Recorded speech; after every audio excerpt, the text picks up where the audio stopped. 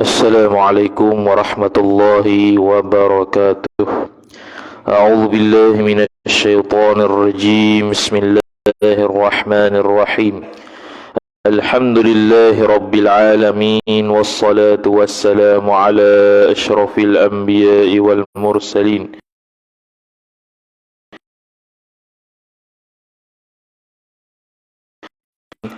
سبحانك لا علم لنا إلا ما علمتنا إنك أنت العليم الحكيم.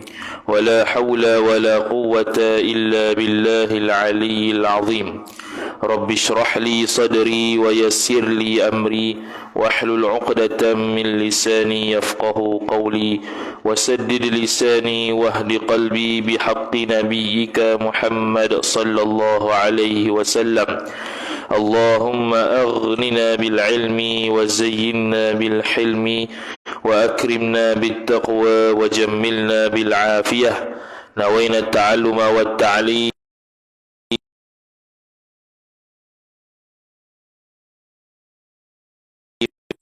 والحث على التمسك بكتاب الله وسنة رسوله صلى الله عليه وسلم، ودعاء إلى الهدى والدلالة على الخير ابتغاء وجه الله مرضاته وقربه وثوابه سبحانه وتعالى. آمين يا رب العالمين.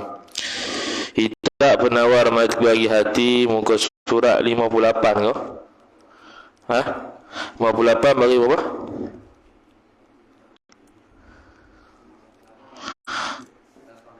8 dari atas tu, 2, 3, 4, 5, 6, 7, 8. Maka tiada faedah. وقال الشيخ المصنف رحمه الله تعالى ونفعنا الله بعلومه وبعلومكم وبعلوم مشايخنا في الدارين آمين يا رب العالمين. Kata pengarang Syekh Abdul Qadir bin Abdul Muttalib Al-Mandili Al-Indonesi rahimahullahu ta'ala, dia kata, maka tiada faedah bagi riak itu, bahkan kamu rugi dengan penat saja, tiada mendapat, yakni tiada mendapat suatu ganjaran pun. Jadi sambung perbahasan yang terakhir dalam sifat hati mazmumah, sifat-sifat mazmumah yang terakhir sebelum pergi kepada sifat mahmudah. Dia bahas sifat yang terakhir itu berkenaan dengan riak. Jadi dulu dia bahas ada berkenaan dengan riak ni ada dua. Pertamanya riak kerana kita usaha sendiri, dan yang keduanya riak dengan bukan usaha kita. Jadi riak yang bukan usaha kita, contohnya Allah Ta'ala beri kecantikan, itu bukan kita usaha, Allah Ta'ala memang beri dah sejak lahir. Jadi hak tu memang tak patut untuk kita riak, kerana bukan kita yang buat.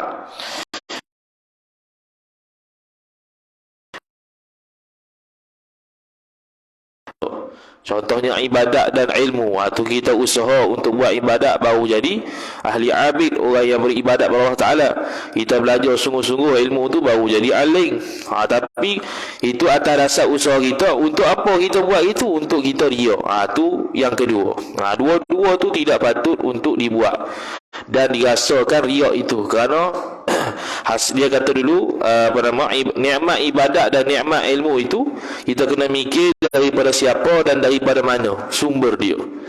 Kalau ibadat tu, kalau contohnya daripada kudrat kita, Allah Ta'ala beri kudrat. Kalau ilmu tu dari sudut akal kita Allah Ta'ala yang beri. Jadi tak ada satu pun yang hakikatnya bersandarkan kepada manusia. Semuanya Allah Ta'ala berlaku. Sebab tu dia kata tidak perlu dan tidak patut seseorang itu untuk berlaku riak, kerana semuanya milik Allah Ta'ala berlaku. Maka sekarang sambung dia, maka tiada faedah, yakni tiada faedah sama sekali bagi riak itu, yakni pada seseorang.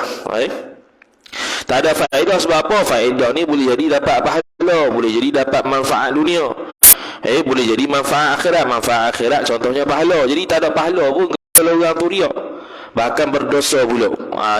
Tu tak ada faedah, tu bahkan rugi.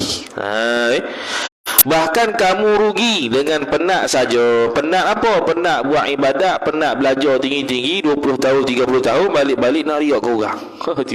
Belajar di luar lah, sana sini situ, untuk apa? Untuk kata dia alim. Jeng. Itu untuk riak, untuk memperlihatkan diri dia itu sebagai alim, untuk memperlihatkan diri dia itu banyak ibadat, untuk memperlihatkan diri dia itu banyak bersedekah dan sebagainya. Itu dia panggil penat saja dapat, tak dapat pahala.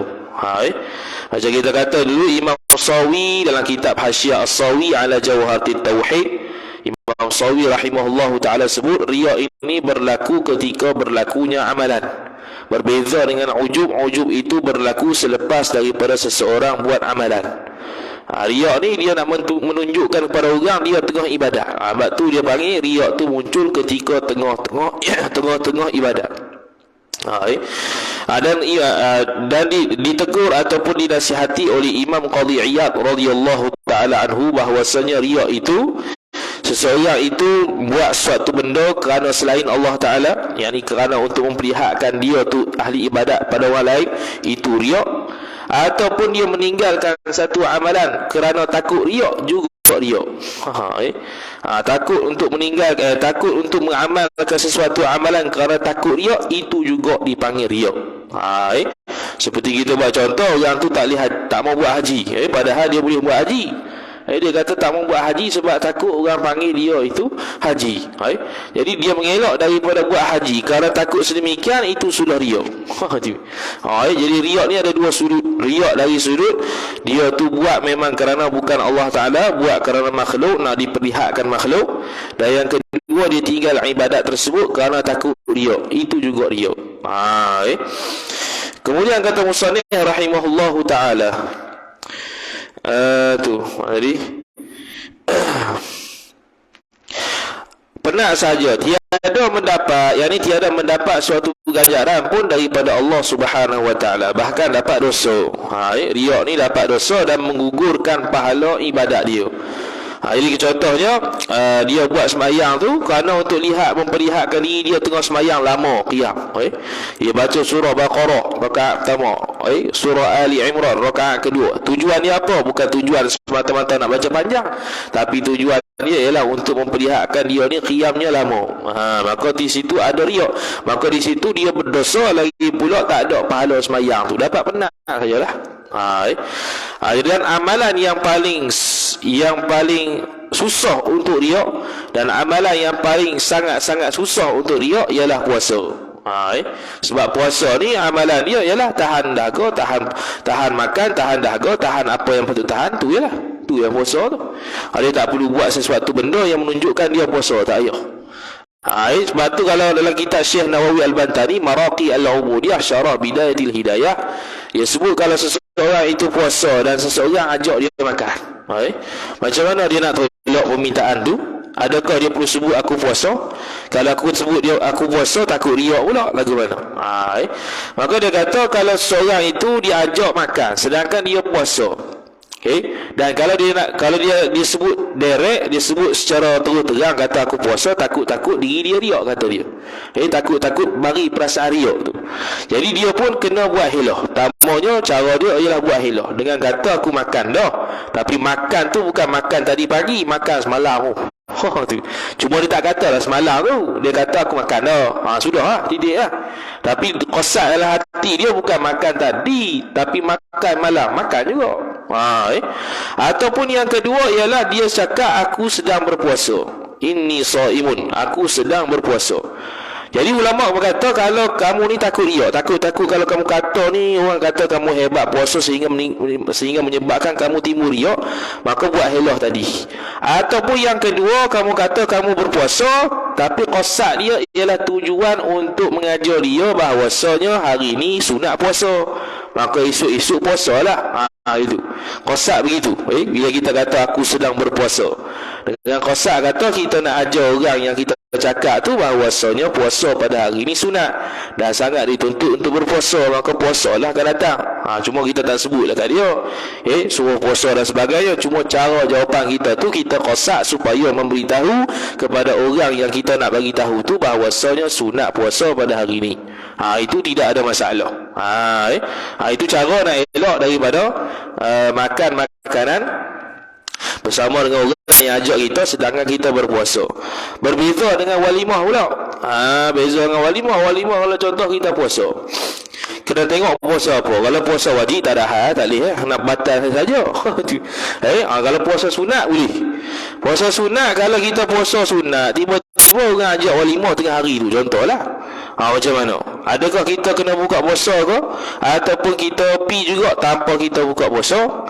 Maka kita perlu tengok situasi. Kalau kita ni puasa sunat dan kita pergi walimah orang, kalau kita tak makan rumah orang tu, dia tak berasa hati. Rumah tak berasa hati, teruskanlah berpuasa. Tapi kalau rasa tak sedar hati, takut-takut terasa pula. Apa kawan ni tak makan aku punya makanan, kita jemput dah, takkan mari saja. Maka afdal waktu tu dia buka puasa. Afdal waktu tu dia buka puasa. Dan puasa, pahala puasa dia tu tak hilang, bahkan dapat. Tu disebut dalam kitab-kitab fiqh, afdalnya orang tu buka puasa kalau tu rumah berasa hati, kalau tak makan makanan walimah dia akan berasa hati. Maka dia sunat untuk buka puasa dan dapat pahala puasa juga. Itu kalau orang yang puasa sunat ketika hari yang dijemput walimah. Habis. Kemudian kata musannif rahimahullahu taala, dan sabda Nabi sallallahu alaihi wasallam, innallaha harramal jannata ala kulli mura'in. Itu riwayat Abu Nuaim wa Dailami an Abi Sa'id radhiyallahu taala anhu.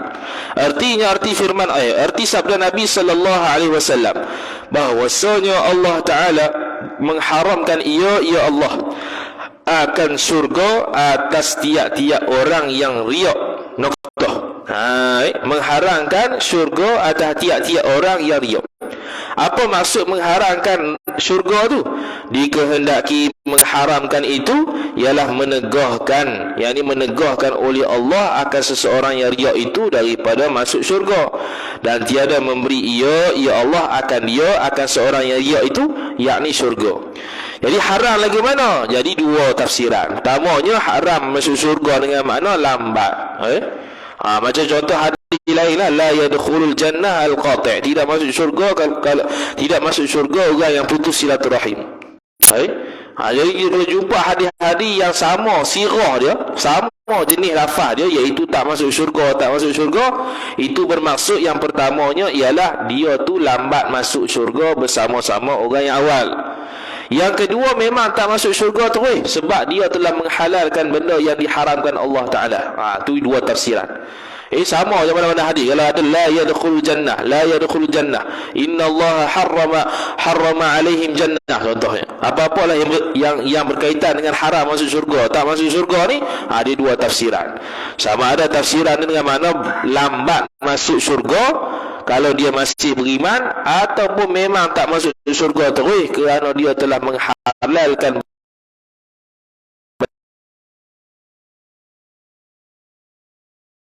Itu dia panggil kafir. Bila kafir, murtad, maka masuk neraka selama-lama lah kalau tak bertaubat.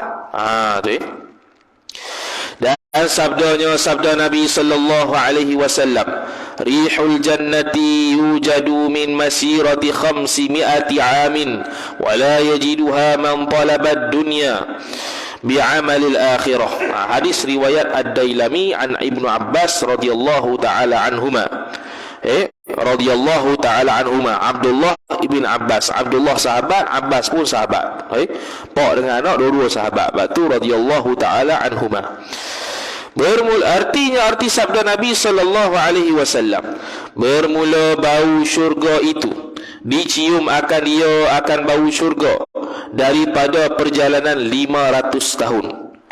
Dengan makna syurga ada sana, sebelum masuk syurga qadar 500 tahun dah boleh bau dah. Orang mukmin waktu dia naik sirat tu, sebelum sampai syurga lagi 500 tahun, dia sudah bau syurga. Kalau hadis mengatakan tak bau apa nama? Tak bau ciuman syurga ataupun tak bau syurga tu, dengan mana masuk neraka lah. Mana kalau orang ni bau syurga, mana dia dah on the way masuk syurga, cuma tak masuk lagi. Dah dapat bau 500 tahun sebelum sampai syurga sungguh. Kita berpandangan atas sirat yang khilaf itu sirat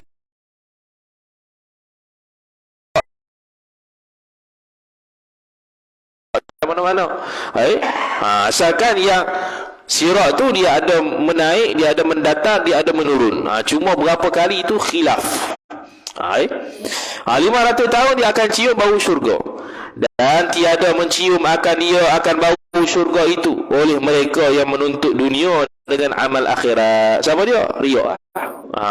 Mereka buat amal akhirat, bayang puasa, haji, umrah, tiba-tiba nak tuntut dunia. Mana? Nak tuntut pangkat, puji orang, pujian orang dan sebagainya. Itu dia panggil termasuk dalam hadis tak akan bau cium, tak akan bauan syurga. Mana masuk neraka dulu, lepas habis bakar seluruh dosa, barulah masuk syurga.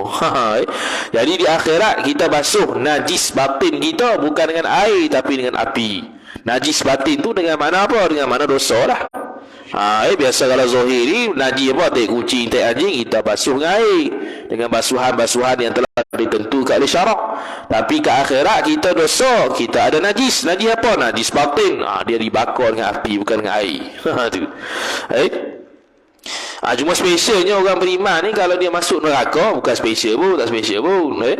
Orang yang masuk neraka, orang beriman yang masuk neraka, dia telah minum telaga haud Nabi sallallahu alaihi wasallam. Jadi sebelum dia masuk neraka tu, dia minum dah telaga haud Nabi sallallahu alaihi wasallam, dan bila dia minum, dia tidak akan dahaga selama-lamanya. Mana dia masuk neraka dalam keadaan tidak dahaga selama-lamanya. Dan laluan air telaga haud Nabi di dalam mulut dia sampai ke perut tu tidak akan dibakar oleh api neraka. Tu kelebihan orang beriman berbanding orang kafir masuk neraka. Kalau orang kafir dia berasa dahaga. Bila dahaga minta air api. Dah lah air api, lepas tu terbakar pula tenggorokan dia, mulut dia habis terbakar. Sebab apa? Dia kafir, dia tidak beriman. Dia tidak dapat minum telaga haud Nabi sallallahu alaihi wasallam. Dan ketahui olehmu bahawasanya riak itu ada 6 macam. 6 pula, 6 jenis. Pertamanya riak dengan tubuh badan. Macam mana? Seperti menzahir menzahirkan diri ia seorang akan kurus. Aku nak kurus sebab apa ni? Sebab nak tunjuk aku ni jenis ada body, ada bentuk badan, nak tunjuk ke orang. Itu riak yang pertama. Dan pucat badan seorang supaya disangka akan seorang itu mengerjakan ibadat pada malam dan puasa pada siang hari. Ini bukan tunjuk body itu yang pertandingan tu, bukan. Ni nak kata dia riak dari sudut tubuh badan. Mana? Dari sudut dia ni kurus dan pucat lesu. Nak menunjuk apa? Supaya orang tengok dia, hang ni letih. Apa letih ni? Sebab aku puasa tiap-tiap hari ni. Aku bangun pukul 3 pagi tiap-tiap hari, tu nampak lesu, nampak kurus sebab tak makan, nampak lesu sebab tak cukup tidur. Masuk kelas duk menguap. Orang pun tanya, dah buat apa ni? Aku buat qiyamul malam 3 pagi.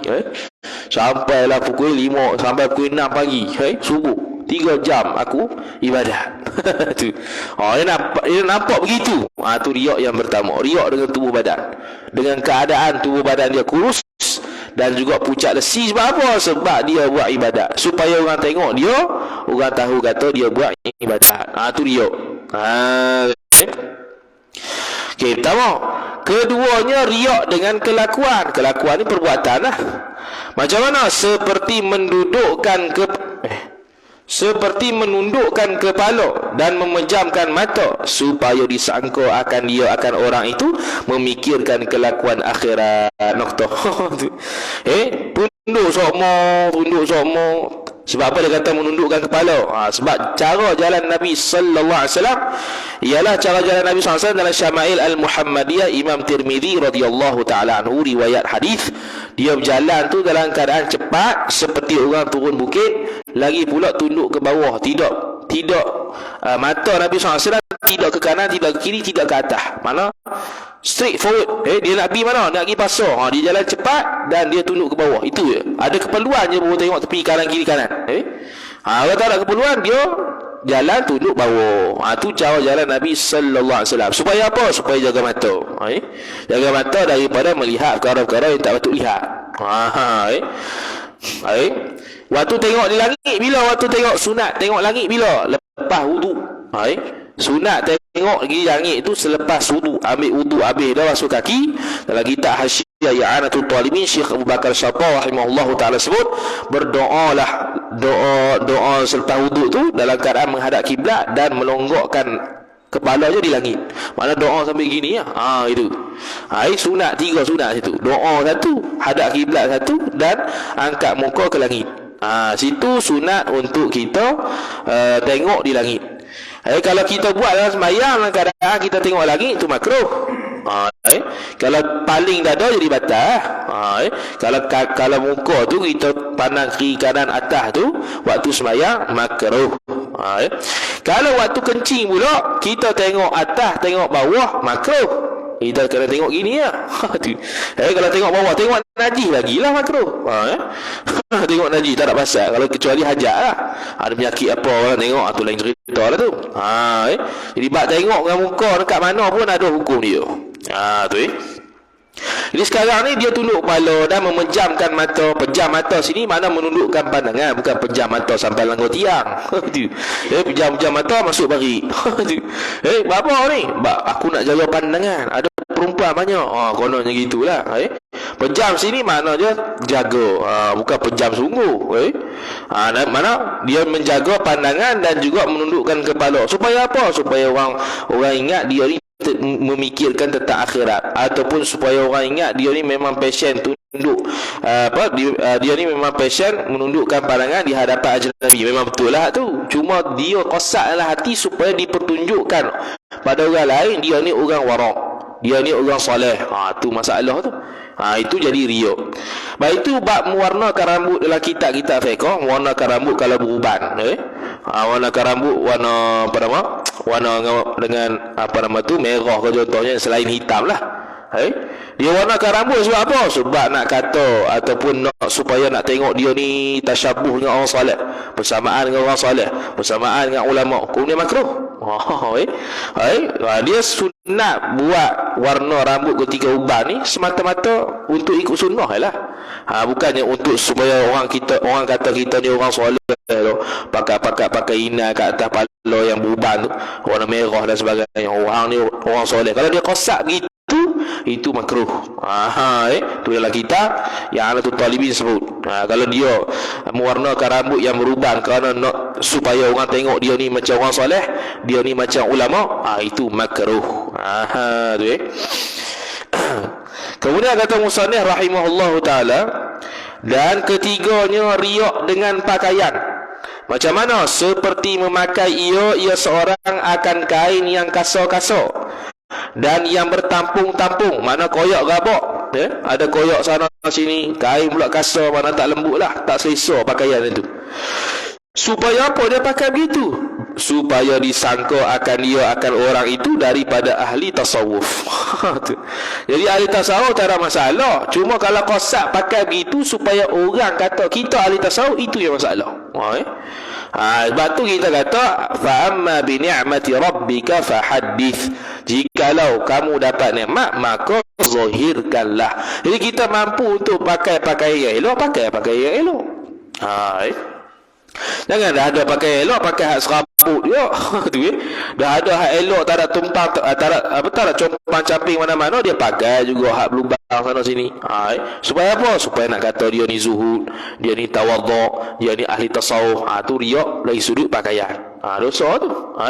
Pakai pakaian jubah dah, tapi niat dia tu tak betul. Nak meriak, nak riak untuk menunjukkan dia soleh lah, ahli tasawuf dan sebagainya. Dia kosak gitu pakai jubah. haram pakai jubah sebab riak. Bukan diri pakai jubah tu haram tak, sebab dia ada riak di situ maka jadi haram. Sebab itu Nabi SAW melarang sahabat-sahabat Nabi SAW memakai pakaian yang melebihi buku lali, sebab takut-takut mari perasaan sombong zaman dulu. Takut-takut mari perasaan sombong. Kalau pakai lebih daripada buku lali dalam keadaan dia sombong, hukum dia haram pakai begitu.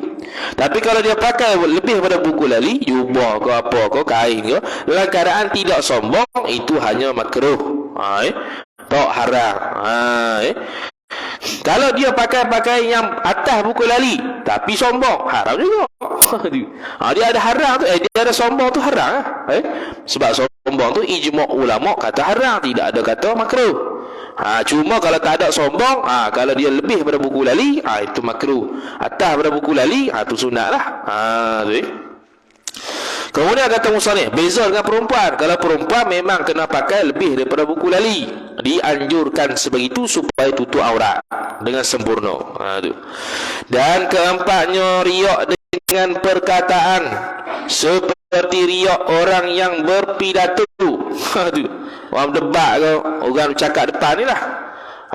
Contoh orang mengajar sama lah. Dan memberi nasihat dengan Quran dan hadis dan perkataan salaf. Ni kena orang mengajar ni. Dia rukir macam Quran, hadis, kitab tu, kitab ni. Supaya apa? Supaya nak kata dia ni hebat. Riak tu. Serta sunyi hati seorang tu daripada ikhlas dan benar, yakni ikhlas lillahi ta'ala, dan benar yakni benar dari sudut penyampaian yang nak diucapkan kepada orang awam itu. Betul dah dia dinukil Quran, sunnah, hadis, nasihat para ulama salafus salih, kitab sekian, tapi qasad kalau betul ikhlas lillahi ta'ala, memang tugas dia, tak apalah. Tapi kalau qasad nak tunjuk dia ni hebat, itu bahaya. Ajak berdebat sana sini nak kata dia lah yang paling hebat, itu riak. Ajak berdebat sana sini bukan untuk tunjukkan kebenaran, mana yang betul, mana yang salah, itu riak. Tapi kalau dia berdebat untuk menunjukkan kebenaran, itu tak ada riak. Seperti Imam Abu Hanifah, kita baca kitab Drusami tu, dia berdebat dengan etis, wajiblah berdebat tu, sebab ulama-ulama pakat kalah belakang hujah. Bukan tak reti, bukan kata ulama tu salah, tak, tapi hujah dia tak reti susun. Dia tidak seperti Imam Abu Hanifah, tidak sebijak Imam Abu Hanifah.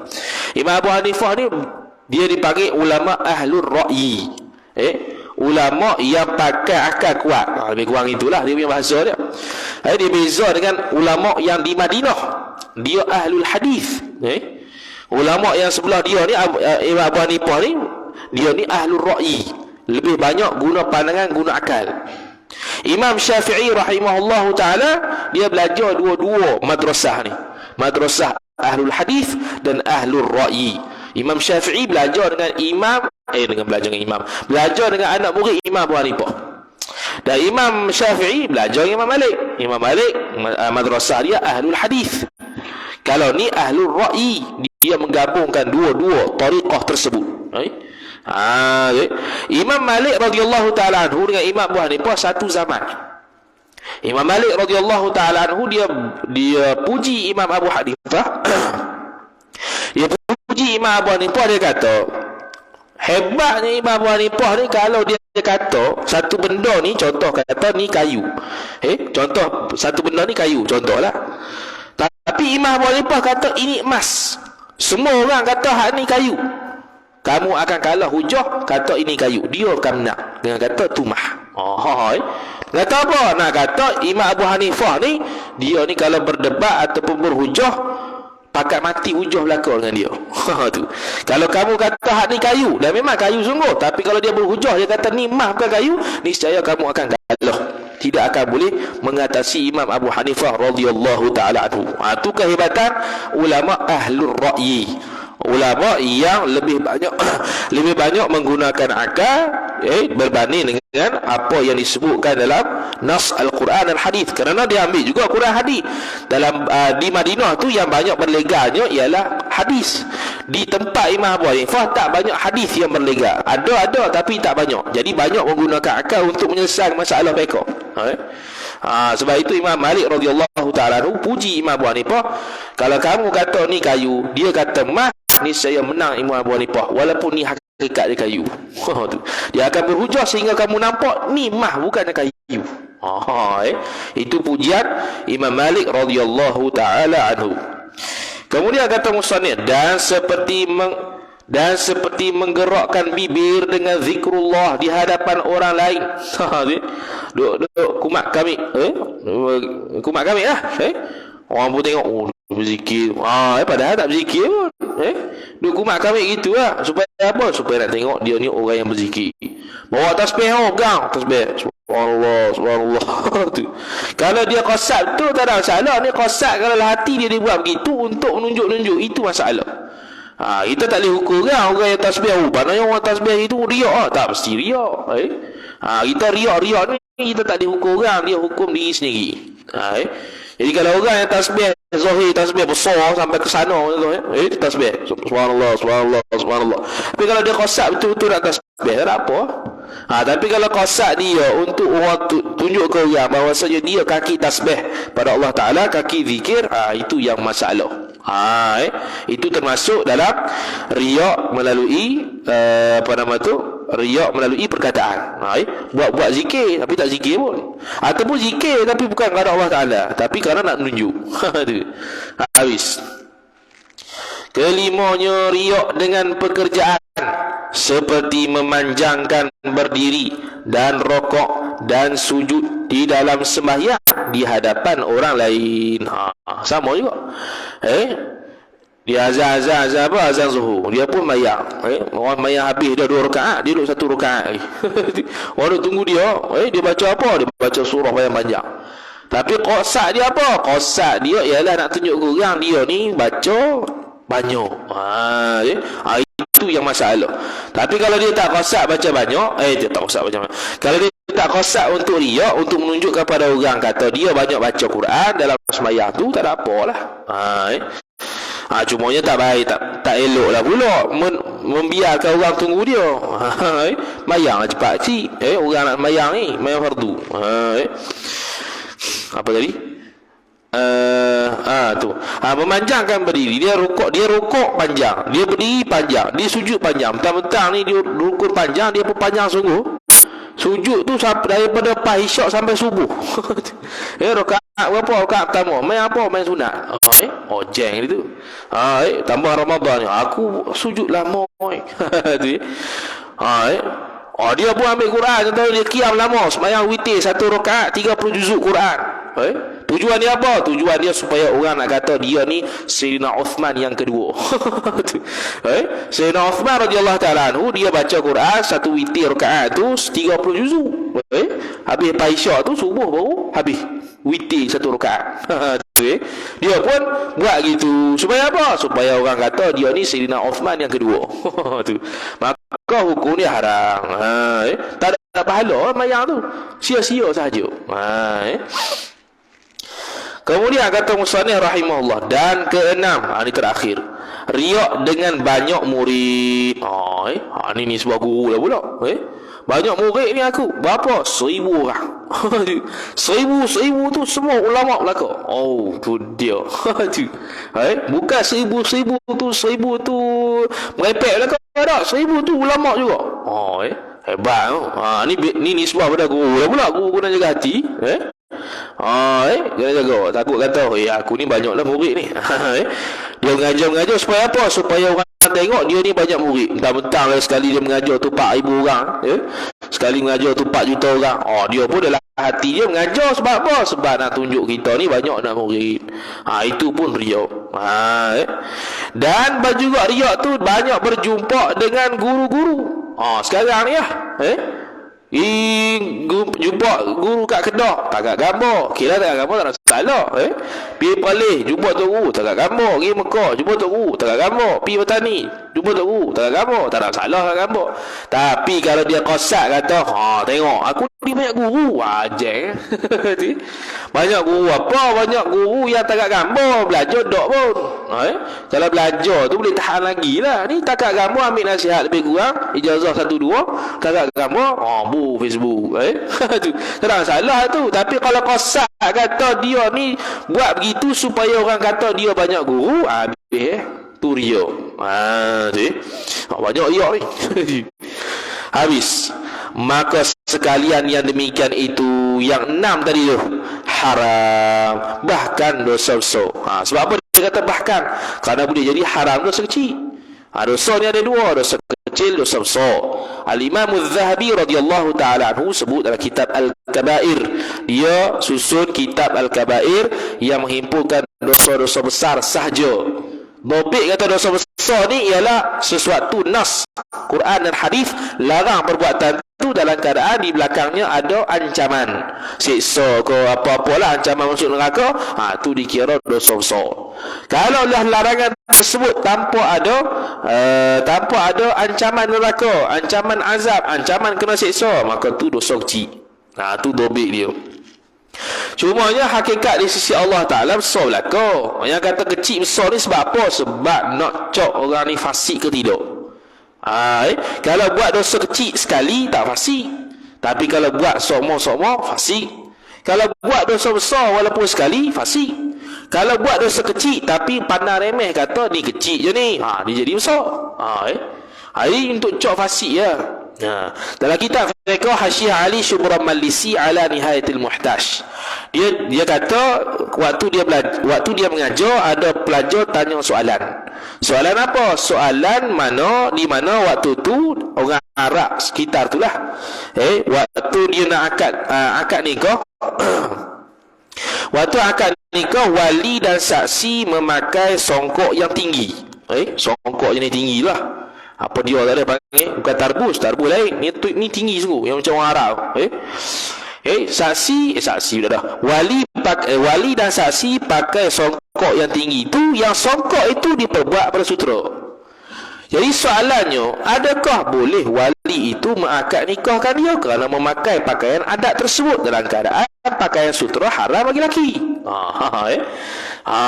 Bincang, dia tanggung kata, dia jawab kata, tidak boleh kita hukumkan wali ataupun dua saksi itu fasik dengan semata-mata mereka memakai perkara tersebut.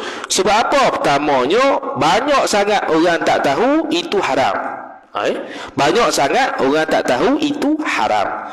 Dan yang kedua, kalau dia tahu itu haram, kita tanggung kata memakai pakaian memakai songkok yang bersutera tu ialah dosa kecil.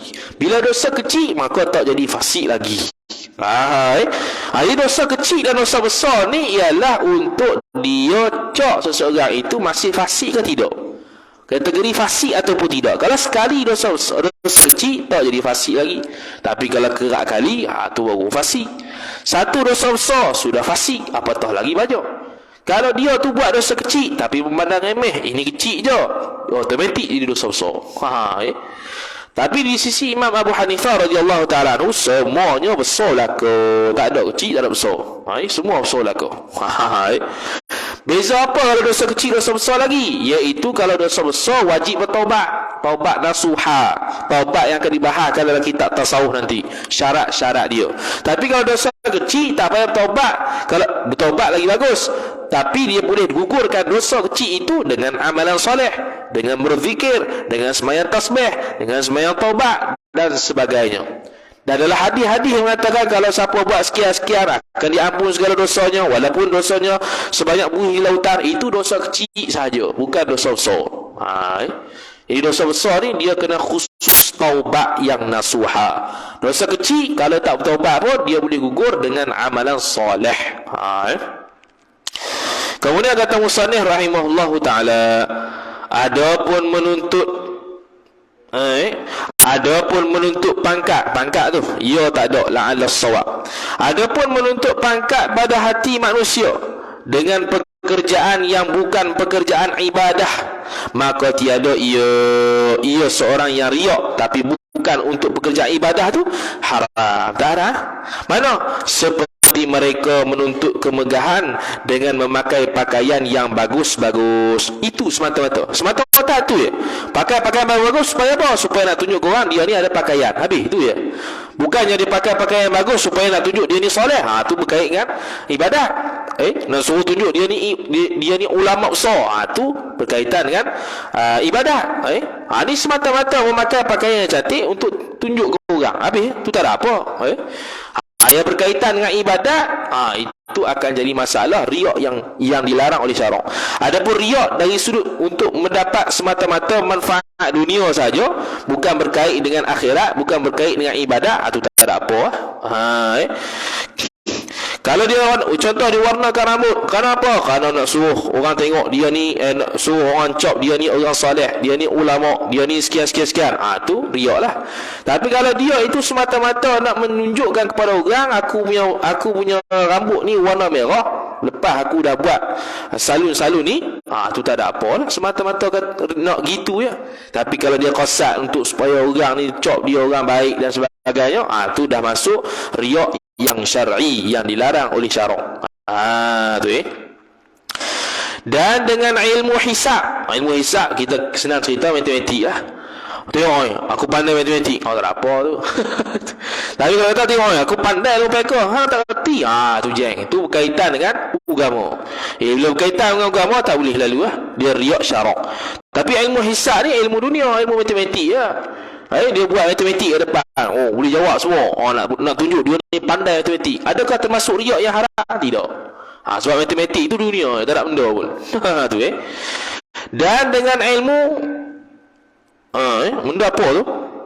Dan dengan ilmu apa tu? Kebumran dulu tu. Tak tahu itu. Apa dia tu? Dengan ilmu kebumran apa dia tu? Tahu kita? Benda apa tu? Kalau kita Melayu ada apa? Ilmu apa tu? Dunia lah kot tu. Kesimpulannya kalau dia dah riak tu kerana benda dunia, tak ada apa tu. Aku buat depan ni jawab semua soalan fizik supaya orang tengok aku ni pandai fizik. Tak ada apa. Fizik bukan kaitan dengan ibadat pun, bukan kaitan dengan agama. Tapi kalau dia mengajar depan supaya tengok orang ni dia ni alim, tu kena. Tu riak.